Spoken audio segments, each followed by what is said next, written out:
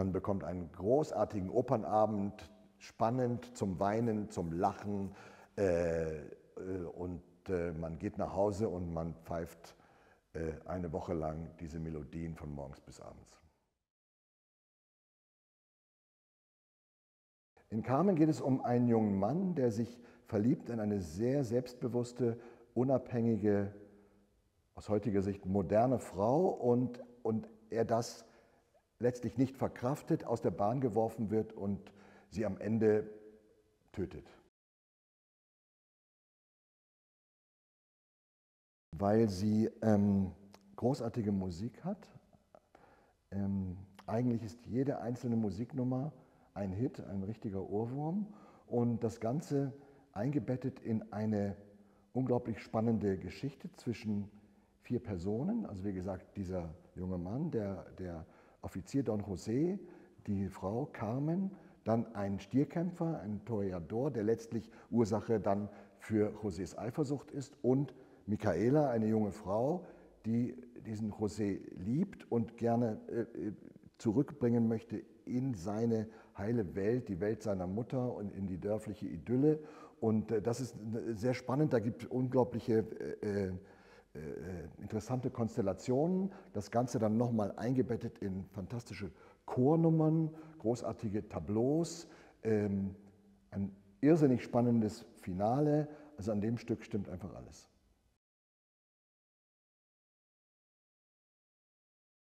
Die Opera Comique ist der Ort der Uraufführung, an dem diese Oper 1871 uraufgeführt wurde. Und ich habe diese Produktion vor einem Jahr an der Opera Comique inszeniert. Das war natürlich eine tolle Sache, am Uraufführungsort das zu machen. Und mein Ausstattungsteam und ich, wir haben dann beschlossen, wir machen eigentlich die Bühne der Opera Comique, die leere, nackte Bühne der Opera Comique zu unserem Bühnenbild mit einem schönen Schmuckvorhang.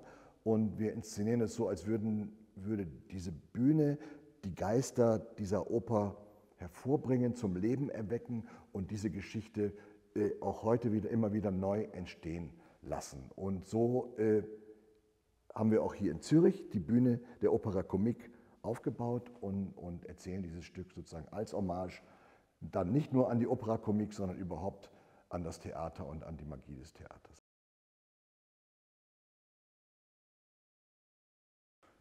Meine Carmen ist eine Frau, die unglaublich ehrlich und geradlinig ihr Leben lebt und unglaublich offen reagiert auf alles, was ihr begegnet. Man hat auch nicht das Gefühl, dass sie ein besonderes Ziel hat, sondern sie lebt im Moment und ist in jedem Moment auch bereit, Konsequenzen zu ziehen aus einer Situation, wo wir vielleicht sagen würden, ach, da arrangiere ich mich jetzt noch eine Weile mit oder so. Also sie ist überhaupt nicht bereit, Kompromisse zu machen, sondern sie lebt ihr Leben mit einer unglaublichen Klarheit und Direktheit. Und sie ist für eine Frauenfigur in einer Oper des 19. Jahrhunderts absolut ungewöhnlich und modern. Es ist eine Frau von heute. Alles, was sie sagt, würde man heute, könnte man sich vorstellen, wird von einer emanzipierten Frau in einer Talkshow geäußert, wenn sie über ihre Ansichten befragt wird.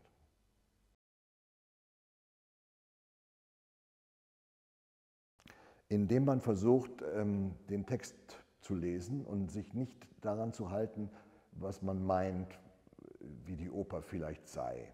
Also man schaut sich den Text an, den Inhalt, man schaut sich die Struktur an. Gerade bei Carmen ist das eine sehr wechselhafte Struktur. Die Stile der Musiknummern variieren sehr stark zwischen hochdramatischer Szene, große Chortableaus oder fast vaudevillehafter, kabarettartiger Situationen.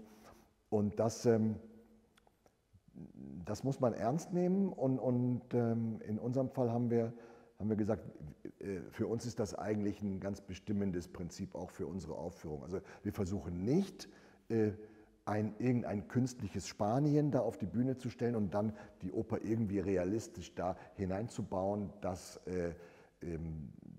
hat man oft gesehen und das das ist oft gescheitert. Entweder weil man viel zu naiv dieses Spanien da auf die Bühne stellt, was dann völlig kitschig wird und denunzierend, oder man versucht es ganz stark realistisch zu machen, hart, dann funktioniert das Komödiantenhafte dieses Stück nicht. Also der Weg zu diesem Stück führt über die Auseinandersetzung mit dieser spielerischen Form der Opera Comique, und das ist letztlich auch unser Leitgedanke gewesen. Davon ab, dass man natürlich die Geschichte mit den Figuren einfach spannend erzählen muss.